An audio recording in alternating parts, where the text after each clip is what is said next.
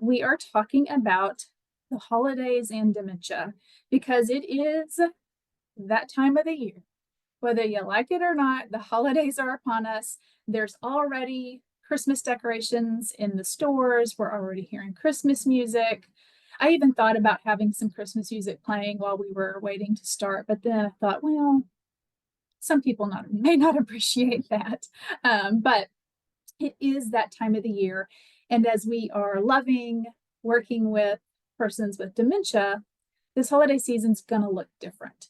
So we are going to talk about several things today. We're going to talk about, just go over briefly, ways to communicate with our loved ones. So whether it's a refresher for you or it's the first time you've heard this, some ways to communicate with persons with dementia. We're going to talk about how we can include our person in the holiday season as their abilities are changing. How can we include them? What are our traditions going to look like? How are they going to change, not change? We're going to talk a little bit about some travel tips if that's in your holiday schedule. And then we will talk about how to recognize some burnout and ways to de-stress the holidays. We're also going to briefly discuss best gifts for persons with dementia, but also best gift for their care partners. Okay, so a lot to cover, and I also want to leave time for questions. So some of this stuff we go through today, I might go through fairly quickly, but you have the slides. They're in the chat. I will send them to you again this afternoon. I'll put them in the chat again for those of you that just popped on. But also, before we get too far into it, I'm Jamie. I am the Vice President of Education here at the James L. West Center. And we are an organization, not-for-profit, that serves persons impacted by dementia. And we do that through a variety of services. One of those is our free education that we provide to caregivers, the community at large, no matter where you're at. Some people have chatted in, they're joining from different states other than Texas, and I think that's really cool. We also do long-term care services for persons with dementia. So they might live in our community that's here in Fort Worth, Texas. They may come here for respite stays, either overnight respite stays, or we also have a day program that's specific for people with dementia. So they come during the day and they go home at night. And then we offer short-term rehab as well. And we will continue to offer other services as we expand and grow, but know that we are here for you no matter what. You don't ever have to step foot into any of our buildings. We are here to help you with resources and education. Okay, so here about communication. And I want to start with communication because it's important. As we work with, love our person with dementia, communication is key. And it really comes down to compassionate communication. And if we can put ourselves in their shoes as best we can provide better communication. And what's really happening with communication, our person, how they're communicating, their need to communicate, their wants, wishes, likes, desires, whatever, that never goes away with dementia. It's how they are communicating is what's changing. So how they communicate themselves will look different, but also how they're understanding our communication. So their comprehension of what we're talking about, asking them to do, etc. Now we're the ones with the healthy brains, and we have to accommodate or adjust to the changes of dementia. And a lot of that, if we can get our communication, be confident in our communication, a lot of things are going to go a lot easier. One of those, so communication 101. One of the first things that we teach everybody is to don't use the word remember, because they don't remember that they don't remember that they don't remember, right? So if we don't remind them that they're forgetting or use that word remember, well, we'll talk about how to say that differently or how not to use the word remember, but know that they're doing the best they can. They're remembering the best they can, right? But we do use the word okay. So when they say something, maybe they accuse you of something or something they say is inappropriate or it's wrong or it doesn't make sense, we say okay. And then we may need to fix it.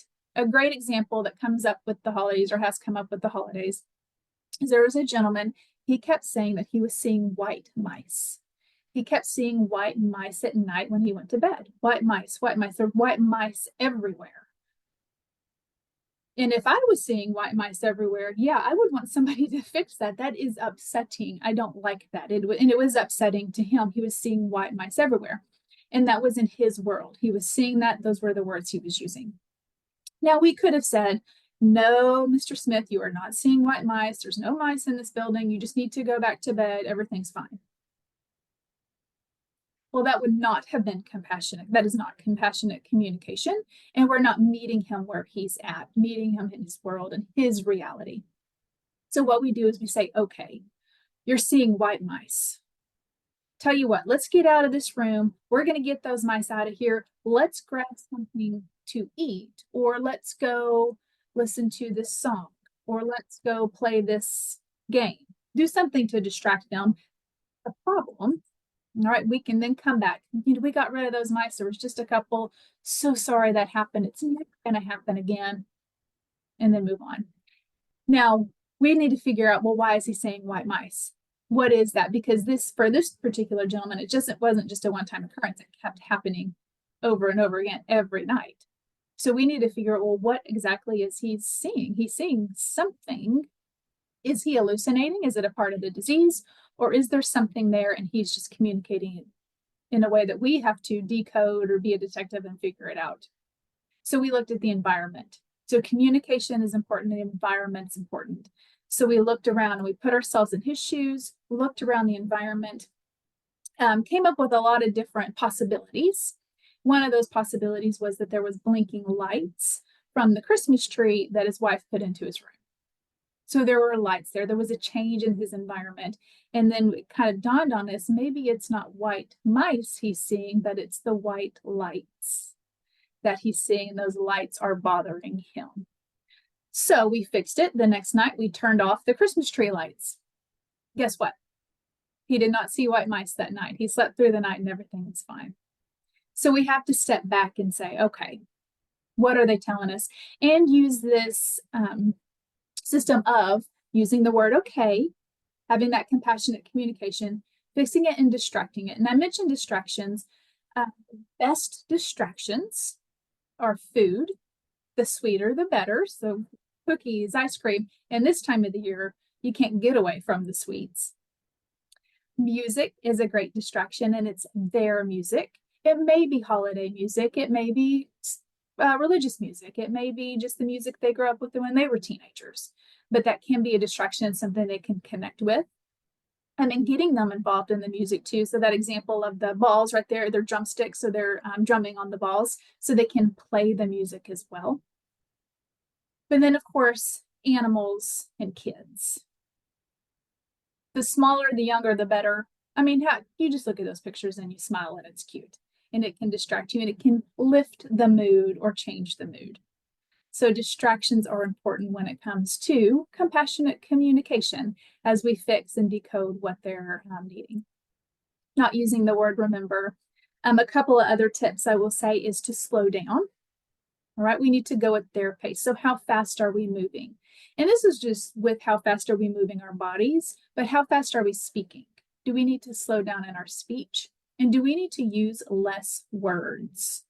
So we're going to talk about simplifying, particularly for the holidays, but that can also be simplifying our communication. Are we using too many words? So really, it's just use the words that are needed, particularly if we're giving an instruction or asking them to do something.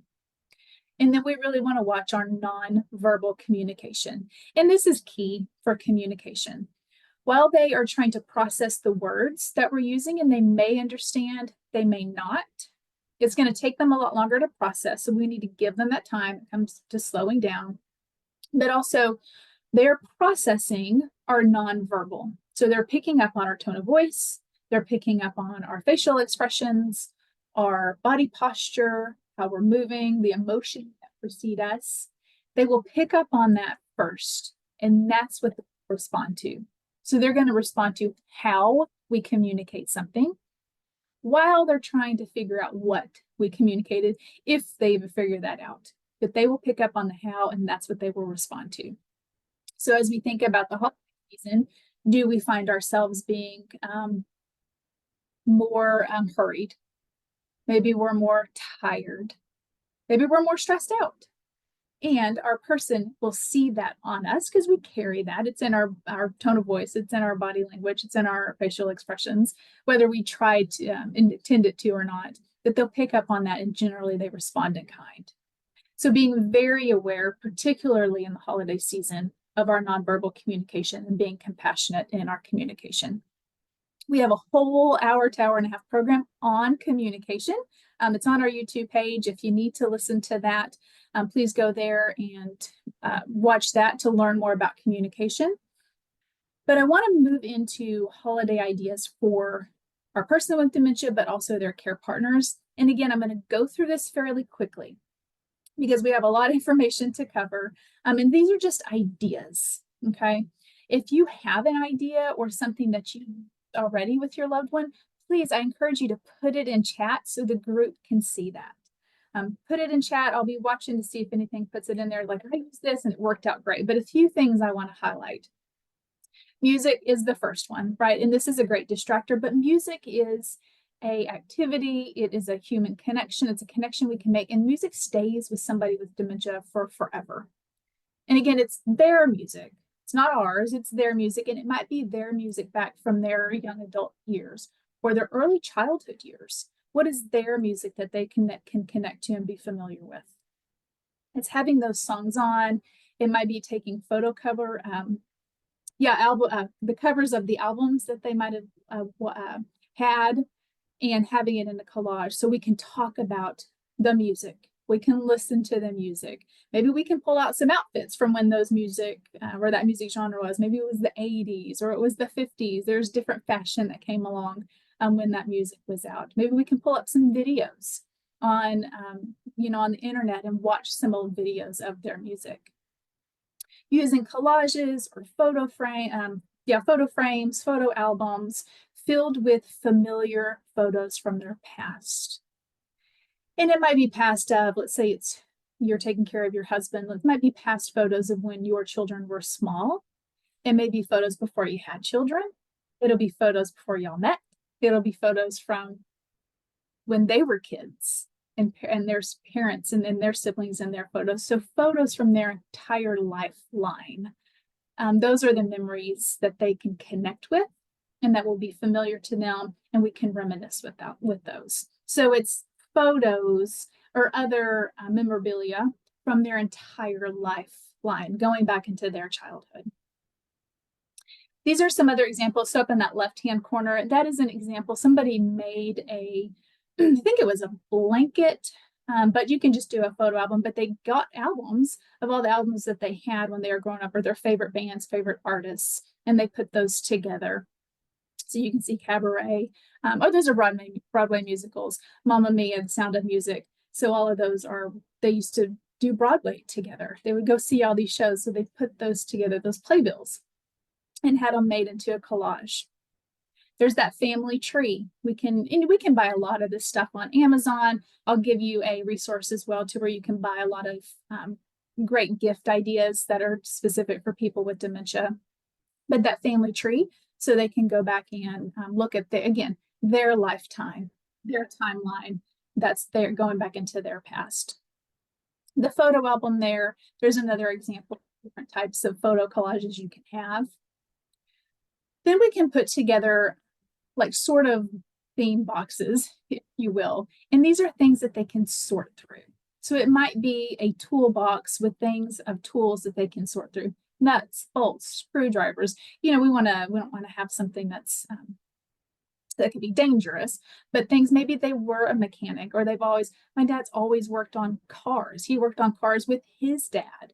So can we put some stuff together where maybe he can sort through that? And these are all these old tools, old familiar to them, that they can reminisce about and they can use and work with and touch and connect with and be engaged with. And then they'll be able to tell stories and share things with their loved ones. It can be buttons, it can be sewing items, you name it, along those lines. Games also. Games are great. You can buy games for persons with dementia. The print is large, they're simplified games, but they're things to help them stay cognitively stimulated. But they're also fun games that we can engage multi-generations. So maybe it's grandparents, grandkids. Maybe it's you and your siblings playing games, and y'all used to play games together when y'all were a lot younger, and now we can play games now. So there's group games, but there's also individual games that they can play to help through the holidays. Again, this is just some other examples of games or activities, things to do, gifts to give for somebody with dementia. There are picture books, there's model cars, model bird feeders, model airplanes that you can put together that are not so tiny that it's impossible to put them together, but they're bigger and we're building something together. We can make blankets together. There's tie blankets, there's fruit baskets, there's ornament kits. There's a variety of things that we can do together or that they can do on their own. And I think it's important to have both. They chatted in a small paint set. Absolutely. Absolutely a small paint set. I would say the only thing I'd say with any of this stuff to make sure it's not toxic or it's not risky, right? Or if there's something that could be dangerous with that, but there are paint sets that are not toxic, they're water-based. For sure, that would absolutely be a great idea. Picture books, there's an example of those tie blankets or other books. If you just go to Half Price Books or a used bookstore, they have more than likely books on things that they are interested in. So there's books on airplanes, helicopters. It might be old cars that are picture books that we can get. They can look through it. You know, it's not a lot of narrative with small print, but it's picture books they can look through. They can be engaged. You can ask them questions. They can share stories, etc. Sensory items. There's also a lot of these tips on here came from caregivers because we've done this program several times, but noise canceling headphones was a great suggestion from a caregiver, particularly as sometimes the holidays get loud and noisy and they still want to be there, but the noise is too overstimulating. So noise canceling headphones can be very helpful. Sensory stimulation pads, pillows, blankets. I have some pictures here in just a second, or anything that's weighted. There are weighted blankets, full size, but there's a lap size weighted blankets as well that can be heated too. And that weight can just cause some comfort to somebody.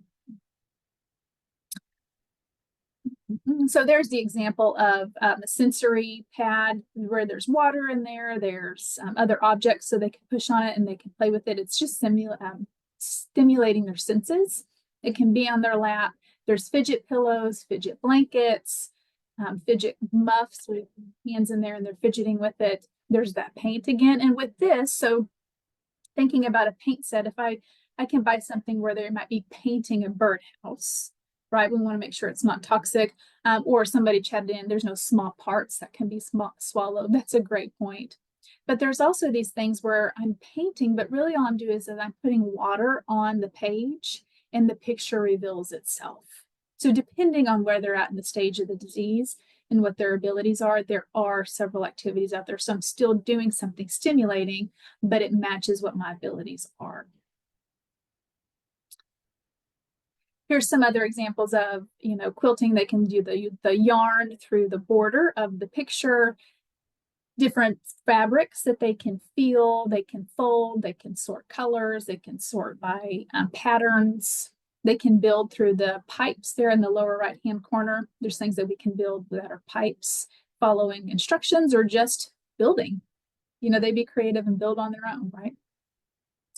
Here's an example of a couple of things. So you see right there in the middle, those are lifelike dolls.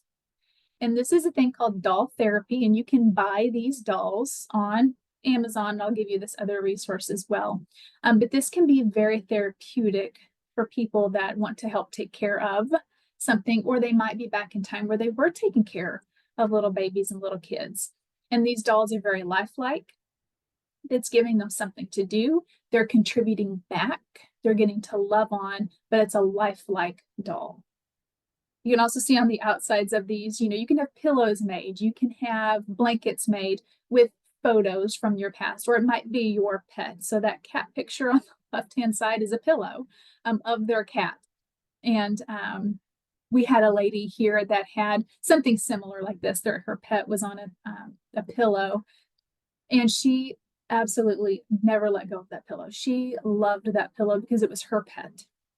And it was something that she could hold on to and love, and it was familiar, and it was safe, and it was comforting. But there's excuse me, a lot of great ideas like that. I talked about the weighted blanket, but there's also weighted animals that we can buy now. They're all robotic animals, which I'll show you in a second, but these are weighted animals as well. So they're holding onto the animal, but there's a weight to it.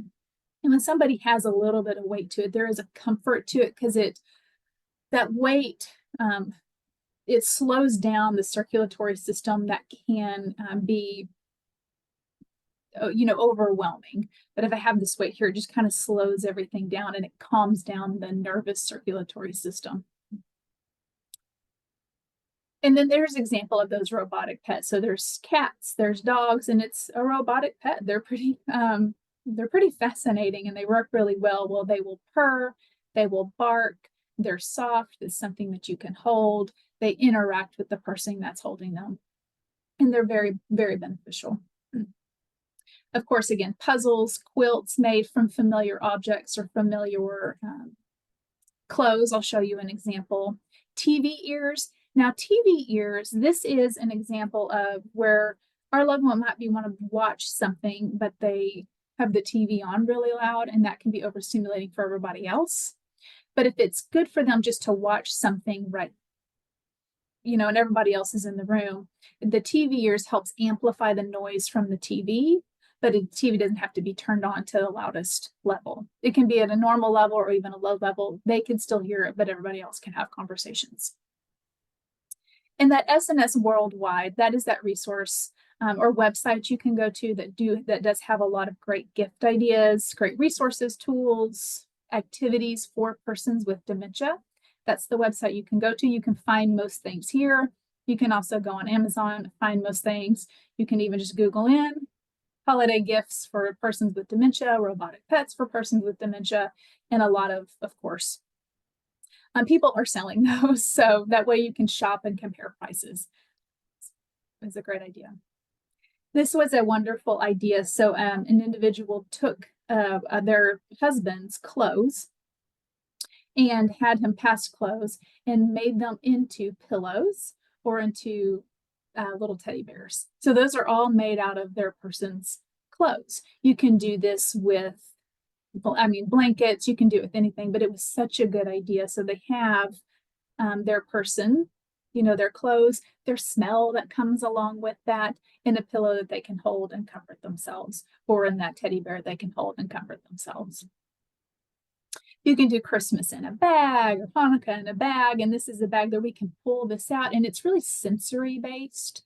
It is, we have items from the holiday, right? But we have something that we can smell. We have something that we can touch. Maybe it's wrapping paper, or it's the ribbons, it's the pine of the trees or the pine cones. We have something that we can taste, those old dessert cakes. Maybe if it's in a candle, we can smell. So it's using all the 5 senses in a bag that can be related to the holiday or any other thing. It can be related to just cooking in general or gardening or something like that. So ideas for the caregiver. So if you are wanting to help the caregiver this season, some great ideas, and this again have come from caregivers, what they want: gift certificates, whether it's to a spa or salon, restaurants, Grubhub or DoorDash, so they can have the food delivered to them, is a great, was an idea that was given several times. But what was also was given is if you go to eat somewhere, you go to the movie or the theater, you give them a ticket to go to that, or you go to the opera, give them those tickets, offer to stay with their loved one while they can go and enjoy, if that's appropriate. Ready-made meals, bring them casseroles, stuff that they can keep in the freezer and pull out as needed. But most importantly, and the most requested gift from caregivers was time. Whether it was time that you spend with them, because maybe their social world has become so much smaller, or it's time you spend with their loved one and they can go either do errands or rest or whatever it may be, or it's time that you spend with both of them. Again, their worlds become smaller socially. Running errands for them, that was put in the chat as well. Absolutely. Those errands that we all have to run anyway, might as well run them for my neighbor, for my sister. Respite is a great idea, offering respite, whether it's you provide the respite, so you spend time with the person, or you offer to pay for a few days at the day program. Maybe it's help them if they need some overnight respite, help with finding a great place for them, help with the paperwork that may be involved with that. A listening ear is always very much appreciated, and a non-judgmental listening ear, I would say. And then, of course, favors that goes along with running errands. Can we get their groceries for them this week? Can we mow their lawn? Can we bring them a Bible study? Maybe they didn't get to go this week. Maybe I bring it to you so you don't miss out. Even asking what they need help with. Absolutely. Because it might just be, tell me, I'm going to help you this week. You need to tell me how I can help you, or I'll find something to help you with. All right, so let's think about ways we can include our loved ones during the holidays. Again, I'm going to go through this fairly quickly. There's a lot of ideas on the slide, so you have these to make notes on or read through later. But most people are like, we still have the holidays. We still want to do the traditions. We still want to have the holidays, right? Whatever, it's going to look different, but we still want to have that. But how can I get my loved one involved? And depending on where they're at in the stage of the disease, the involvement's going to look a little bit different. And it'll look different this year than it did last year, right? And next year it's going to look different than it did this year. So how are we going to get them involved? On the screen here is a set of just easy ways to get them involved. Help them hang ornaments in the tree, set the tables, help them decorate the house. Can they help with holiday cards? An example with holiday cards, it might be that in the past, y'all made the holiday cards together. So y'all wrote out personal notes. Maybe you actually drew the holiday cards. I knew I had some family members that actually made the cards. They drew on them. They wrote the message on the inside. They signed them and sent them out. Maybe now we buy the holiday cards, but we still write the message and send them out. Or maybe we just sign the holiday card this year. Maybe this year we're able to put that holiday stamp on the envelope. But we're still involved. You see how the abilities change for each one of those, wherever the person's at in their disease state, but they're still contributing. They're still a part of it. But that might change depending on what they look like. Stir the food, stir the batter, listen to the songs, watch a holiday movie or holiday clips, watch religious services if that's part of your traditions. It's either attending and going to them. I know most places have several different times to offer their religious services. Find the one that's less attentive, has the less attention, right? So it's not overstimulating. Or maybe we watch it on TV. Can we find, I promise you, there's religious service online, on TV or online that you can participate in if that's important to you. Going for walks, going to see the holiday lights. Maybe it's we get in the car and ride around a few times a week and just go see the holiday lights. It's reminiscing about your favorite gifts that you got on the holidays or the favorite vacations that you took, talking about the past, the holidays past. String popcorn together, make paper garland, break the leaves, polish the silver. We're getting ready for the holidays and there's a lot of work involved. So how can we get them being involved in that and feeling purposeful and feeling worthwhile? Wrapping the gifts. And maybe they can still wrap the gifts. They can put the gift in the gift bag, or they can put the bow on the gift, right? So we can see the different ways of the different abilities, but they're still involved. Celebrating Advent, this was another example from a caregiver that they did Advent starting really in early November. You can buy Advent stuff now, and it can be anything. It might be opening a chocolate every night. It might be lighting a candle. It might be opening a box of socks. It might be opening a card. You name it. There's a variety of many different ways you can do Advent, and you can start it earlier than when Advent really starts. But that way you're doing something together every day. So it doesn't have to be a big involved thing, but it's this one activity that we can do together. It's part of our tradition. It's just changed a little bit. So how do we celebrate when we don't feel like celebrating? Because this year is different. My loved one's different. This is hard. And I don't want to celebrate the holidays. So how do we do that? I think first, not on here, but first is acknowledging those feelings, accepting those feelings, and being okay with those feelings. These are normal feelings for this time in our life, those feelings that we have when I don't want to celebrate. I just can't wait for the holidays to be over. All of those things.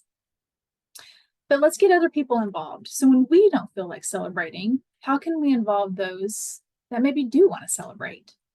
And that includes the grandchildren. Can they come over and can they put up the decorations in the house? Or can we have the siblings or the friends come over and help with the decoration and make it this is a wine and decorate time. We make it a time together. It's a social gathering, right? But we're doing it together so I don't feel like I have to do it all by myself when I don't want to do it in the first place. Mm-hmm. If your loved one doesn't want to or really can't participate, ask if they can supervise, right? Be there and supervise. I just want you to be in the same room with me while I'm doing this. I want to make sure that I'm doing it right. You tell me if I put this in the wrong spot, but I'm putting it up there. And that way they're involved, but they're involved in a way that they want to be or can be. So I've said this before, but this year is going to be different. Your loved one's in a new place in the disease, which means you're in a new place of the disease. And you'll have not ever been here before. So this season is different than last season. And last season might have been different than the one before that, but y'all haven't been in this stage of the disease yet. It's in this season. So this is something new. So giving yourself the grace for that. This is new, right? But also the understanding that this is new for me. It's new for my loved one, the stage of the disease, but I'm the one that can best accommodate the changes. I'm the one that can best accommodate how we're going to do this differently because we know it's going to have to be different just because of the disease. We need to accommodate. They cannot accommodate. They would if they could. So I think the best tip in all of holiday celebrations is to keep celebrating, but keep it simple. And know that it's going to look different. It's going to be different. Keep it simple for both of you. Simple for you, simple for your loved one.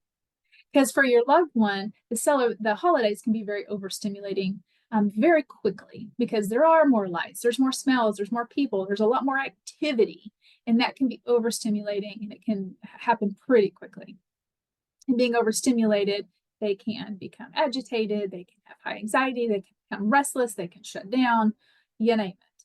So we want to keep it as simple as possible for them, but also keep it as simple as possible for us because we don't need to add any extra stress or any extra activities or obligations that we may perceive in the already busy schedule that we have. So some tips to help with this. We want to prepare our family and friends for any possible gatherings. Let them know how to support. Let them know that this is important and the gatherings are important. The Friendsgiving is important. Thanksgiving, the holiday traditions are important. But this year it's going to be different. So it's educating them and telling this is how you can support me this holiday season. And we'll give you ideas on how they can best support you. One of them is letting them know what's the best time to visit.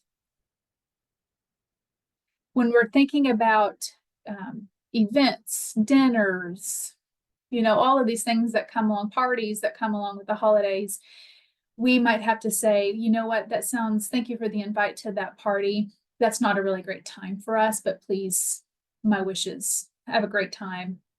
Have a great holiday, holiday party, right? But I would like to see you at a different time because that's not going to work for us because the time's not great or it's too overstimulating. You already know that going into it.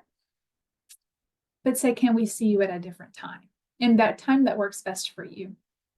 We do want to tell them, particularly family that comes to visit, we tell them exactly what to expect, clearly and directly. how our loved one has changed. Because some of these family members or friends that come and see you and your loved one may not have seen your loved one for a whole year. It might have been this time last year that they saw him. So there are changes, and we need to prepare them for what to expect. And this is physically, but it's emotionally, behaviorally as well. How are they able to communicate? Tell them very specifically what to expect and what they can do to help support your loved one. How can they communicate with them? What can they say? What should they not say? Right? But here are some things that your uncle loves to talk about. Or it would be great if you could bring some photos from when y'all went to that vacation when y'all were in grade school. That way y'all can try and reminisce along those with those pictures. Mm-hmm. Anything like that to help prepare them. Because some things might be upsetting, whether there's incontinence or it might be at the dinner table and they are clearing their throat a lot or coughing a lot. Some of that stuff can be hard if somebody's not prepared to see some of those things. Knowing that some family and friends may be afraid of being left alone with your loved one. Mm-hmm. So it is, like I mentioned earlier, telling them what to say, that they don't need to be nervous. Your loved one's still the same person, they're just a little bit different. And here's the best ways we can interact with them. Mm-hmm. But we do want to stay close by, right? To answer any questions, to step in if we need to, if our loved one's becoming upset, or that person that's nervous is causing your loved one to be nervous. We do need to be close by, but encouraging them to come and visit for sure. And then you can ask them to call or email you with questions. So as we prepare our family and friends for visits, this can be through a phone call, it can be through an email. You could even ask a niece to, could you please be the communicator of what to expect for this holiday season? Because you've been around, you see your uncle every day, you're here. Can you please tell those that are going to visit, here's what to expect? And put that, let her be that messenger. But if they have questions, they can ask her. But if they have questions or concerns, they can ask you too. So you can do that. Or it is just one mass email that you send out as well. Okay. It doesn't have to be, I got to call every family member and have this long conversation with them.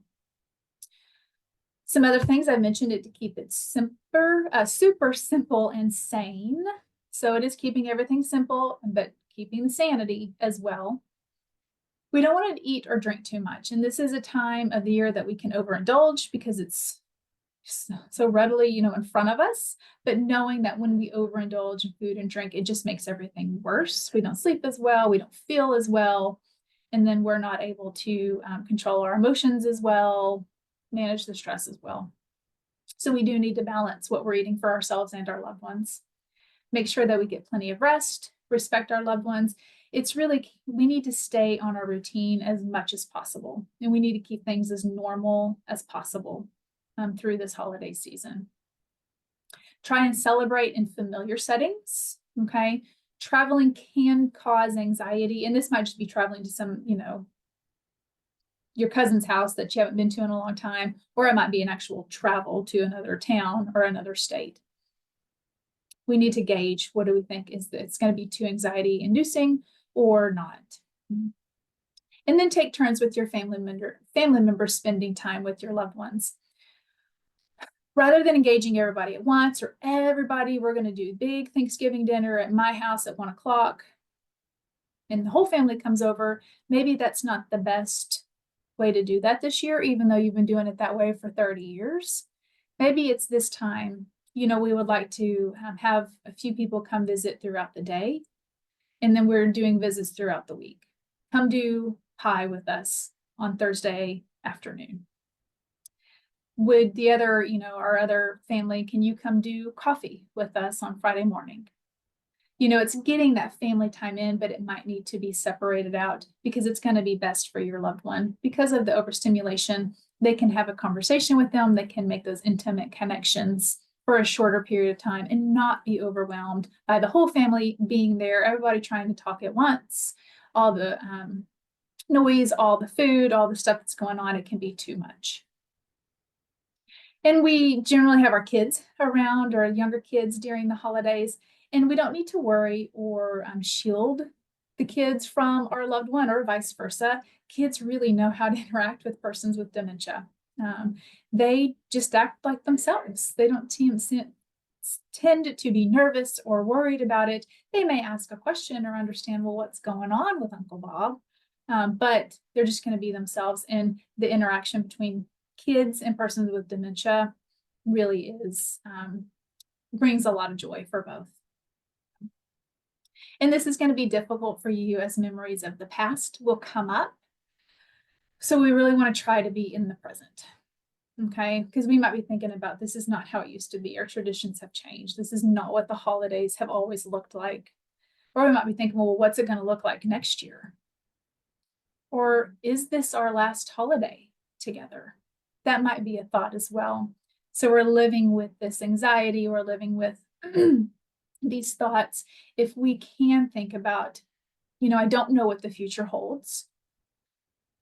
Hold on to the memories of the past, but right now I'm going to be here in this present moment, and I'm going to enjoy what we can do right now with what we have. And sometimes that might need to be a daily reminder of setting our mind that way. We might need to do that several times throughout the day, but it's what can I enjoy right now with each other, with what we have. We want to give ourselves time, allow our family to help. Most of them want to help. I'm not going to say all of them, but most of them want to help. We just have to tell them how to help. They want to, let's just tell them how. This is how you can be helpful. You can go sit with my loved one for the next 30 minutes while I get this dinner started. You can come and have coffee with us. Why don't you take Dad out for golf today while I get to stay back and visit with other family? All of these things, we need to tell them how to help. And always have a plan B, have a plan C, and have a plan D. Because rarely are things going to go as they are planned, whether we have somebody with dementia in our lives or not. So we always want to have a backup plan. And I've talked about the overstimulation with the decorations, the festivities, the presents, the food. So we really just kind of we don't want to not have that stuff, but we want to keep it very simple. And then we want to watch our loved one and how they're responding or how they're reacting to, whether it's the party, whether it's the dinner, whether it's the decorations in the house, and see how they're responding and adjust as we need to, because we might have put up too many decorations. So we might need to pare it down and just have a few. So we still have the darker decorations, but it's not overly decorated. And we need to trust our loved ones trust our person with our other loved ones, trust them that they're safe in their care, particularly if we've prepared them and they know what to expect. So in a community, if your loved one's in a community, assisted living or a nursing community somewhere, it's the same. We want to, particularly if we're bringing other family members to visit, we need to tell them what to expect, okay? We need to tell them how to communicate. We don't use the word remember. Remember, we've always done this every year. You got to remember this. We don't want to use that word. So we say, well, we did it this way. What do you think about that? What's your favorite way to do it? Okay. And don't be afraid to cut your visit short if you're bringing visitors, because it might be that they're too tired. They've already done activities that day in the community, but being realistic. So knowing that the traditions that you've held in the past may no longer work anymore, but that doesn't mean that you have to give up the tradition. So it's holding on to those traditions with the family, but adapting something that's new for your loved one. And what I mean by that is, let's say for the past 50 years, y'all always went and did the parade of lights. So you drove through the community and looked at lights, or maybe there is a parade in your community that comes through and y'all have done this. This was a big family engagement. We've done this. Well, now it's too overstimulating for Dad to go out and either be in the car and look at the lights or be at a parade. Maybe that's just not in the cards this year. But could we send the kids out to that and then they FaceTime us? And we can sit and watch through, the iPad, or they record it. They record parts of it and they come back and we watch it together. So we're holding on to the tradition, but it's just modified a little bit. Something along those lines. Take advantage of different areas in the community. So instead of just staying in their room or in their apartment, can we go outdoors? I promise you the communities are probably decorating for the holidays as well. So can we go see the decorations throughout the community? Can we use their other areas to visit? Because generally when we go visit somebody at home, we don't go to their room. You know, we're out in the living room area, we're outside. So as we bring visitors or we go and visit, let's use those areas. And then I would encourage you to participate in the activities that are planned at the community. This is a great time to see how your loved ones interact. It's a great time to get to know staff. It's a great time to just enjoy activities. And this can be a new tradition for you or a new activity that you get to do with your loved one that the community's putting on. And it's in a place that they're in their comfort zone. They're around people that they're familiar with. So please take advantage of those that are offered. So we do want to adjust our expectations. Some of this is repeating. It's small gatherings. A change in the environment can be too stressful. We want to allow our loved one to help with the holidays, whether it's getting prepared, being involved, but it's adjusting it to what's appropriate for them. But not saying, well, they have dementia, so they can't do. I'm going to do it all for them. No, they can participate. It's just how can they participate? And we need to make sure that we provide those opportunities, but staying as close as possible to their schedule. Keeping things as calm as possible. So that's blinking lights. It's really just being aware of how are they responding to the environment with them.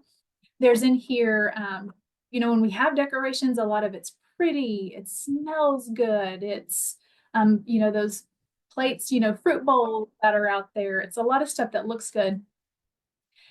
There's plants out there. So we want to make sure this is just looking at some safety hazards. If there's fruit baskets out there and it's fake fruit, they may not realize that it's fake fruit and they pick it up and eat it. Poisonous plants, or they smell something that smells good and they ingest it and they're not supposed to. Poinsettias, which are a very common holiday flower, those are poisonous plants. So being aware of that as we're looking at the decorations and just seeing how they're some safety issues to take into consideration. So we were focusing on what their strengths and modifying those traditions to where our loved ones can still participate. We've talked about reminiscing. We've talked about the reminiscing from holidays in the past. It doesn't always have to be about the holidays from the past. It's just reminiscing about their past, their timeline, right? If they are used to attending services, if y'all are used to attending certain things during the holidays, how can we still do that? It might just look different. It might be online, it might be TV. I know a lot of, particularly in Fort Worth, there's a lot of services that offer services that are for an older adult. So they're shorter, they're less stimulating, it's at a different time of the day. There's more music involved as opposed to preaching, if you will, or a lecture. It's a lot more music based. So maybe you look into those different congregations activities that they're doing. So traveling, and I'm watching my time. If you are looking at traveling, we want to be very realistic. So traveling can be too upsetting. And you know your loved one, it depends on what stage of the disease they're in. It depends on past trips you've made with them. But keep in mind the routines, the environments, the surroundings can cause confusion. It can cause anxiety. But some tips, but that doesn't mean you can't go travel, right? I want to go see those grandkids because this might be the last time that we do get to go to their house and see them. Or the grandkid was just born. It's hard for them to travel with the newborn. So let's go try it. But talk to your doctor. Make sure we have, we have everything that we need. We make sure we take all the medications with them, any devices that we need, dentures, glasses, all of that stuff, have backups for those. And if you can bring somebody with you to go travel, it helps just to have that extra set of hands, extra set of eyes as well. Or it might be that we do a staycation. We still want to travel. We still might want to get out of town because we've always done that, but it might not be out of state, but it might just be to the next town, which is an hour away. And we do a cute bed and breakfast over there because I'm not sure about how they are going to react to traveling. So maybe I try this and it's an overnight, and if it doesn't go right, we can get back home sooner. We want to make sure we schedule lots of breaks as we're traveling. down through whether we're driving. Lots of stops. We want to make sure we pack their stuff. We've talked about medications, but also have a change of clothes that are easily within reach. Have plenty of finger foods, coolers, other items for distractions on the road. And if you can have them sit in the back, but in the middle seat, that helps because they can see around them a little bit better and make sure that the child's safety locks are on. These are all safety measures. If you are flying, here's some questions to ask yourself about flying as regards to being into the airport. The airports are a lot busier during the holiday season, so taking that into consideration. But there are times for low peak flights that you can look at. Fly in the middle morning. What's their best time of the day? If they're more tired later in the day, then I wouldn't suggest getting on a flight late afternoon. I would try in the morning when they're doing a little bit better. And then you can contact the TSA. You can let them know that you're traveling with somebody with dementia and they can have assistance there for you. And a great tip here about a therapeutic story. So, because a lot of people, they come up there with the wheelchair, they have somebody escorting you through like the baggage, whatever that's called, how you get through the airport and they escort you to your gate. But some people will say, I don't need your help, or I'm not going to be in that wheelchair. I don't need a wheelchair. I'm not going to use it. But a great story is to say that these attendants, they're in training and they need volunteers to practice on. So I thought that was great. From an actual caregiver that actually had to use that story. If you have the opportunity, use to trains for travel. There's also a lot of pretty views. There's plenty of ways to move about, right? But you can also contact the travel agency there and say you're traveling with somebody with dementia and they can have assistance for you. But you do want to be prepared for possible wandering because they are in a new environment. They may be confused. They may be trying to get back home. There's a lot of people around. You're managing the travel and you're also having to take care of your loved one, which is helpful to have somebody else with you. So there's a lot going on, so somebody can't easily wander away.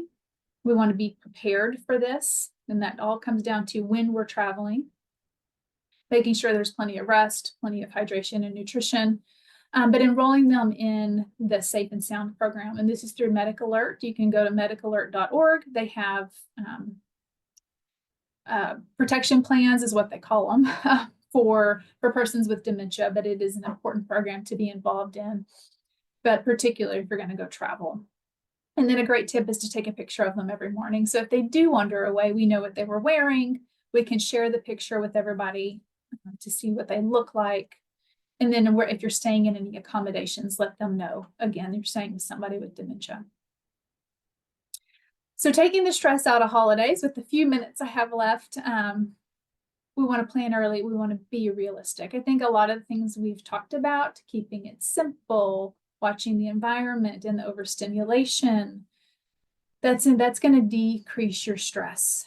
It can also be like decide on 1 or 2 events for the holidays and focus on those instead of focusing on, well, we got to go to all the events that come up. There are no have-to mandatory events. Let's focus on the 1 or 2 that we really enjoy and just do those. Setting realistic goals about your time, your finances, but also your expectations, because you might get to a party and realize we just got here, but now I got to leave. And it's kind of managing expectations that way. We want to remind ourselves of what is important during the holidays.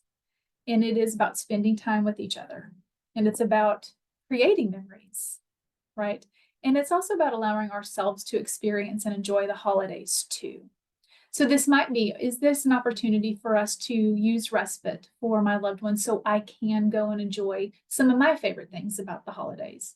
Or maybe I can go travel and see my grandkids for a couple of days, but my loved one can't. Can I use respite? Can I have other family members come in and stay with them during this time? So how can I enjoy the holidays also while we are accommodating the holidays for our loved one?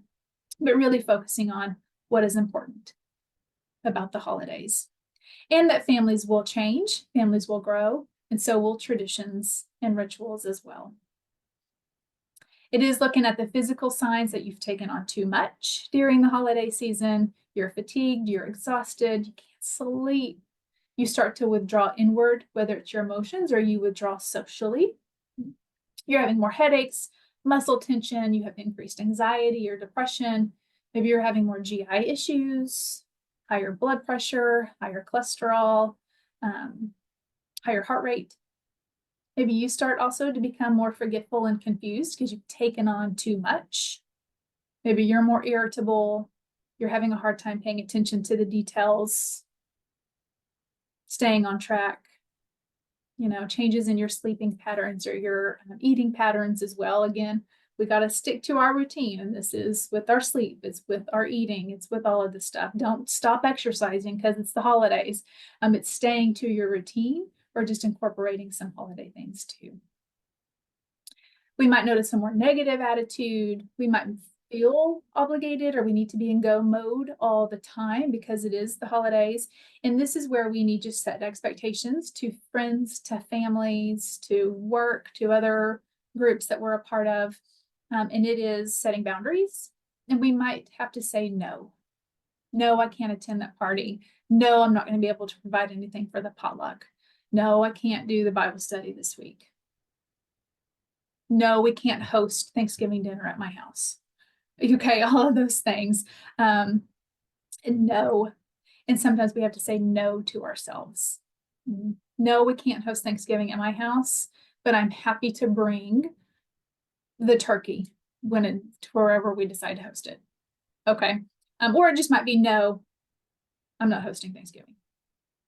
And also, we don't have to make our meals or any food or anything. It doesn't have to be homemade. Okay. Here's some other tips. Creating a list, prioritize that list, and then start marking things off of it, but make sure we make plenty of time for breaks, for rest, and to enjoy the holidays. And we can do that by spending quality time with our family. Maybe we take a walk alone, or we go see a movie alone. Listen to our soothing music to help us through the holidays. And this time of holidays does include love. It includes sharing. It includes peace. It includes making time for others and giving and spreading good joy. But finally, we got to be kind to our families. We got to be kind to our loved ones, and we've got to be kind to ourselves. No one expects you to be perfect. No one expects the holidays to be perfect. So you should not expect yourself or the holiday to be perfect, because that's just not realistic. There's no perfect holiday and there are no perfect families.